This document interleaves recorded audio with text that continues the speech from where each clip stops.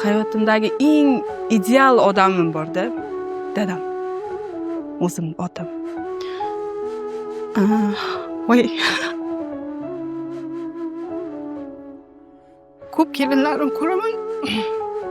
Dadam urdi deydi-da. Qanaqa? Ota qanaqa qizga qo'l ko'tarish mumkin? O'g'il bola boshqa narsa, o'g'il bola ursa, lekin qiz bolani emas. Bitta ikkita kelin ayta uradi. Dadam urgan deydi-da. Sudrab urgan deydi. Qanaqa ota qizini urishini? Yoshligimdan nima qilib kelganman-da, otasi urgan qiz baxtsiz bo'ladi.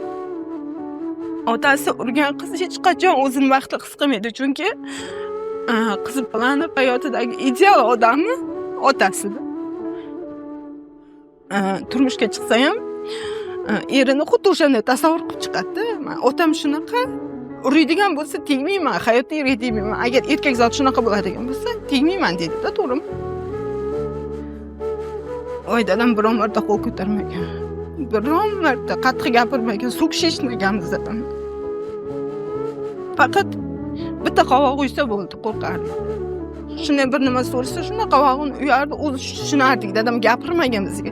Shu ishni qilma, shuni noto'g'ri qilyapsan, nimaga o'sha ishni qilib qo'yding deb umuman gapirmagan. Hayotim mobaynida umuman eshitmaganman. Lekin qovog'ini uysa, o'zi tushunardim dadam nima demoqchiligini. Shu aytaman-da, shu otam hayotimda eng ideal insonimda. Shu qiz bolani urayotganda otalar nimani tasavvur qilib urarganda, o'g'il bola bo'lsa hay bir ikki ur, anaqa aytganda qilmayapti. O'g'il bola u boshqa bo'lsa kerak. Endi bilmayman, o'g'il bola emasmi, ularda ichida nima o'tadi. Lekin qiz bolani otalar urishi juda katta xato. Hayotini barbod qilib tashlaydi-da, qizini hayotini barbod qiladi.